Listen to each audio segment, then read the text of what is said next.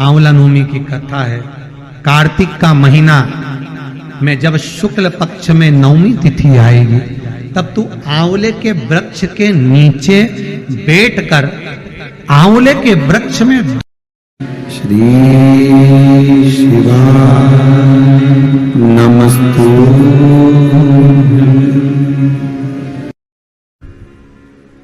आंवला नवमी के पूजन में कथा आती है कि एक वैश्य की धर्म पत्नी के गर्भ से संतान नहीं थी, और जब संतान नहीं है उसका मन बड़ा दुखी था। वैश्य जो था, बनिया जो था, वो भगवान की भक्ति में डूबा रहता था। उसको दुख, पत्नी जब बोलती थी ना कि अपनी औलाद नहीं है, मैं निसंतान हूं, मेरे यहां संतान नहीं है, पति समझा देता था भगवान ने देना होगा देगा, भगवान पर भरोसा रख, विश्वास रख। जब वो यशोदा मैया की गोद में 60 साल की आयु में नंद बाबा की संतान दे सकता है, दशरथ बाबा की आयु 60 साल की थी जब राम जी आ सकते हैं, कदम ऋषि की आयु 60 वर्ष की थी तो कपिल देव महाराज आ सकते हैं, तो तेरी आयु कितनी है? अभी तो तू 30 साल, 35 साल, 32 साल, 25 साल, विवाह के 2 साल 4 साल हुए, उतने में घबरा। शंकर पर विश्वास तो करो। विश्वास किया ही नहीं और सीधे डॉक्टर साहब के पास पहुंच गए। डॉक्टर साहब, हमारे यहां संतान नहीं है, हमारे यहां संतान नहीं। जैसा तुमने डॉक्टर साहब के पास जाकर कहा विश्वास रख करो, कहां का डॉक्टर के पास जाना? वो डॉक्टर बहुत अच्छा है, मेरी जीजी ने भी बोला था कि उसको एक बार दिखाया। विश्वास रखकर तुम जीजी के शब्द पर विश्वास रखकर डॉक्टर तक पहुंच गए। डॉक्टर ने जो कहा तुमने करा, तो एक विश्वास शंकर पर भी तो करो कि मैं शिव के पास जाकर कहूंगा। जिस पानी का पात्र लेकर जाते हो, पूजा की थाली लेकर जाते हो, ऐसे विश्वास लेकर भगवान के पास जाओ। और बनिया वैश्य जिसकी धर्म पत्नी को संतान नहीं है, वो भगवान की भक्ति में डूबा हुआ है, भगवान के भजन में डूबा हुआ है, हृदय चित्त में डूबा हुआ है, और वो अपनी पत्नी को समझा रहा है। पत्नी से कह रहा है नहीं दिया ना भगवान ने संतान, कोई बात नहीं, काहे को टेंशन लेना, काहे को चिंता करना, क्यों कहना? बाबा, हो सकता है कि मेरे कर्म की झोली थोड़ी सी तंग हो, मेरे कर्म की झोली हो सकता है थोड़ी तंग हो, पर तेरे यहां कोई कमी नहीं है, मैं जानता हूं। लाखों के दुखड़े जो हर गया भोले बाबा, तू मेरे दुखड़ों को देख कर क्यों डर गया भोले बाबा। अगर सारे दुनिया के दुखड़े तूने हरे हैं, सबको लाभ मिला है, सबको फल मिला है, सबको कुछ ना कुछ दिया है, तो मैंने कौन सा ऐसा पाप किया? जन्म तूने दिया, मृत्यु तू देगा, पालन तू करेगा, पेट तू भरेगा। मैंने शिव पुराण में सुना है सब कुछ तू करता है, तो दुखड़े भी तू ही हरेगा, और कौन हरने वाला? वैश्य ने अपनी पत्नी से कहा तुम चिंता मत करो, छोड़ दो उसका। अब पत्नी गई किसी जगह पर, वही बीच वाले, पत्नी गई किसी के यहां और जाकर पूछी है कि साहब संतान नहीं हो रही है, उसके लिए क्या करना चाहिए? तो कहीं के ने कह दिया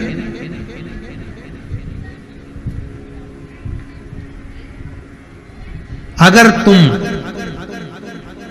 किसी एक बच्चे की बलि दोगी तो फिर तुम्हारे घर में संतान हो। अब पत्नी ने पति को कहा मैंने पूछा है, अभी ऐसा चल रहा है, जब दुख की घड़ी आती है ना, तकलीफ आती है मनुष्य को, तो वो 10 जगह जाकर पूछते हैं अभी तकलीफ बहुत सारी है, तो 10 जगह जाएंगे, साहब पत्रिका देखो, साहब ये देखो, साहब कौन सा नक, कौन सी बीठी, कौन सा काम क्या करें, तो 10 जगह पूछोगे, 10 जगह पर जाओगे। पत्नी भी गई वैश्य की, 10 जगह पर जाकर पूछा 2-4 जगह कह दिया कि बलि चढ़ाओ, बच्चे की बलि दो, तब तुम्हारा गोद भरेगी, तब तुम्हारी संतान होगी। उसने पति से कहा, पति ने कहा ऐसा कोई होता है कि दूसरे की बलि दो ने अपनी संतान, और दूसरे के बच्चे को मारकर अपने यहाँ बच्चे लेने से मतलब क्या हो? छोड़ दे, तू समाप्त कर ये बात। भगवान देगा तो दे देगा, नहीं देगा तो नहीं देगा। भगवान को जो देना होगा देगा। कुछ कारण होगा, कोई तो कारण हो सकता है। वैश्य की पत्नी आंवलानुमी की कथा, आंवलानुमी का व्रत कहता है वैश्य की पत्नी ने माना नहीं पति का कहना, और आखिरी में उसके मन में बैठ गया कि मुझे संतान चाहिए। एक बच्चा कुएं में पानी खींचने गया था अपनी माता के कहने पर, ये पीछे से जाकर अपना नाम बोलकर धक्का दे दी कि इसको मैं बलि देती हूं भगवान को, उसको, और मेरे घर संतान हो जाए। ये आ गई, आ तो गई, पर कुछ दिन बाद संतान तो नहीं हुई, पर पूरे शरीर पर कोढ़ हो गया, पूरा शरीर बेकार हो गया। जब शरीर टपकने लगा, गिरने लगा, पति से कहा मैं एक बात कहना चाहती हूं। बोलो क्या हो गया? जीवन में अगर दुख आए, तकलीफ आए, कष्ट आए, तो तुमने पूर्व में जो पाप कर्म करा है उसका प्रायश्चित करिए। भगवान के मंदिर में जाकर, शंकर के मंदिर में जाकर निवेदन करिए। पति ने पूछा वैश्य ने, क्या बात है, क्या हुआ, क्या ये तो बताओ, क्या हुआ, हो क्या गया है, बोलिए क्या हुआ। बात इतनी सी है, आपने तो मना करा था, पर मैंने एक बच्चे की बलि दे दी थी, इसलिए मेरे शरीर में ये रोग हो गया। मुझे ऐसा लगता है, मुझे ऐसा महसूस हो रहा है।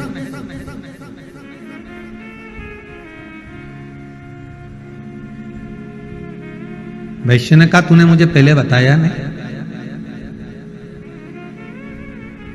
झूठ बोल रहे हो, छल कर रहे हो, प्रपंच कर रहे हो, कोई बात छुपा रहे हो। उसमें किसी की हानि नहीं, हानि अपनी है कि तुम अपनी जिंदगी में अपने पांव पर कुल्हाड़ी मार रहे हो, किसी दूसरे का कुछ नहीं होगा।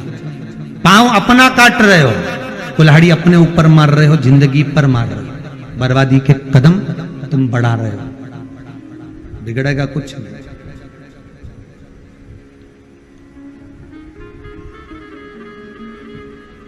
तूने अब बताया मुझे, पहले बताना था ना। जब व्यक्ति को दुख आता है ना, तब कहता मैंने छुपाया था, मैंने झूठ बोला था, मैंने वो छल करा था, मैंने छुपा कर बैठा था, तब कहता है जब दुख आता है तब। वैश्य ने कहा ये बात मुझे पहले कहती तो मैं प्रायश्चित करवा देते।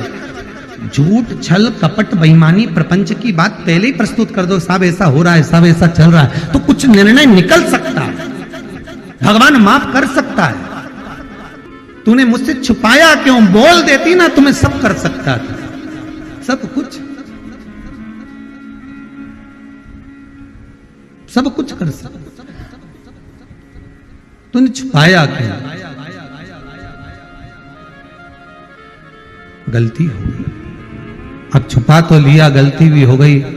इसका प्रायश्चित तो कोई संत सदगुरु ही बता सकता है। गई, अकेली चली गई गंगा के घाट पर, गंगा मैया के तट पर बैठ गई, और तट पर बैठकर गंगा जी का स्मरण करने लगी, मां मैं पापी हूं, मेरा पाप धो दे।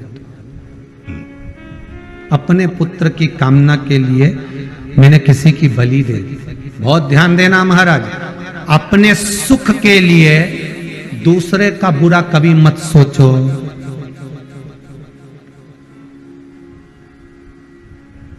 मैं इसको मूर्ख बना दूंगा, 2-4 लाख ले लूंगा, थोड़ा सा पैसा हाथ में आया, छू, आपने उसको मूर्ख बना दिया, आपने उसको बेवकूफ बना दिया।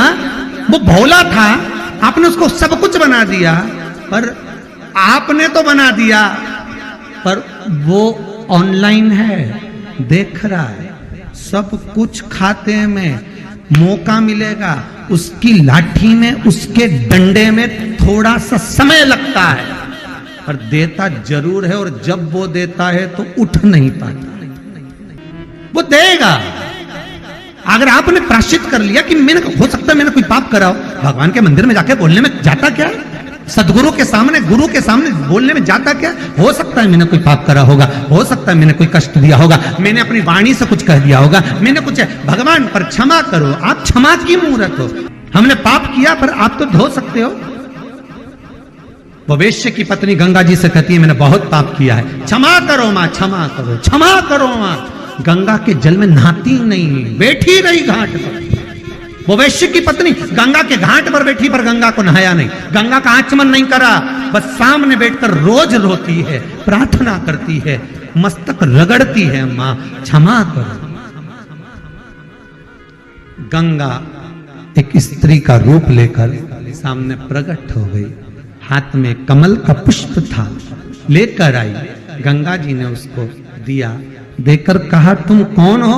मैं वैश्य की पत्नी, मेरे घर में संतान नहीं थी, तो मैंने दूसरे के कहने पर, उन्होंने कहा था बलि देना पड़ेगी, मैंने बलि दे दी एक दूसरे के पुत्र की, और मेरा शरीर ऐसा हो गया।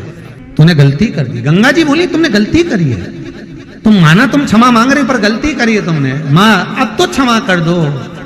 गंगा जी ने कहा, आंवला नवमी की कथा है, कार्तिक का महीना में जब शुक्ल पक्ष में नवमी तिथि आएगी, तब तू आंवले के वृक्ष के नीचे बैठकर आंवले के वृक्ष में दूध का सींचन कर देना। क्या चढ़ा देना? दूध। जिस व्यक्ति को रोग सताता ही रहता है, सताता ही रहता है, बीमारी आती रहती है, जा ही नहीं रही होती है, तो उसको कुछ नहीं करना चाहिए।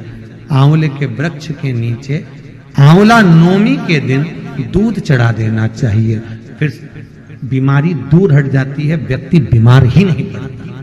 जिसको निमोनिया हो, श्वास की बीमारी हो, दमे की बीमारी हो, किडनी और लीवर से जुड़ी हुई बीमारी हो, उसके लिए सबसे अच्छी चीज है माला। चलने में हापड़ी भरा जाए, चलने में दम भरा जाए, तो आप आंवले के वृक्ष के नीचे दूध चढ़ाओ आंवला नवमी के, काया ठीक हो। तू जा, तू ये कर ले। आंवले के वृक्ष के नीचे बैठकर जब तू आंवले पर दूध चढ़ाकर पूजन करेगी, और उसी आंवला के वृक्ष के नीचे बैठकर जब तू अन्न का भाग ग्रहण करेगी, तब तेरा मुख में निवाला जाते ही वो औषधि का काम करेगा और तेरे शरीर की काया ठीक हो जाएगी। उस वैश्य की धर्म पत्नी ने हाथ जोड़ लिए गंगा मैया के मां में जाती, आंवला नवमी के दिन पहुंच गई आंवले के वृक्ष के नीचे, पूजन करी, अर्चना करी, दूध का सींचन करा, थोड़ा सा भाग मुख में लिया, वो निवाला अमृत बन गया और उसका काया ठीक हो गई, रोग मिट गया। इसलिए आंवला नवमी का उद्यापन करने वाली माताएं जब आंवला नवमी के व्रत का उद्यापन करती है, तो आंवले के वृक्ष के नीचे ही ब्राह्मण ब्राह्मणी का भोजन कराया जाता है, घर के अंदर नहीं। घर के अंदर भोजन नहीं कराते। आंवला नवमी का अगर उद्यापन करना है, आंवला नवमी का अगर उजमना करना है, 5 माता 10 माताएं मिलकर अगर उजमना कर रही हैं, उद्यापन कर रही हैं, तो कहीं ऐसे जगह चले जाओ जहां आंवले का पेड़ लगा हो, आंवले का वृक्ष लगा हो, आसपास में कहीं कुछ मंदिर देवालय हो, वहां पर भोजन बनवा लो।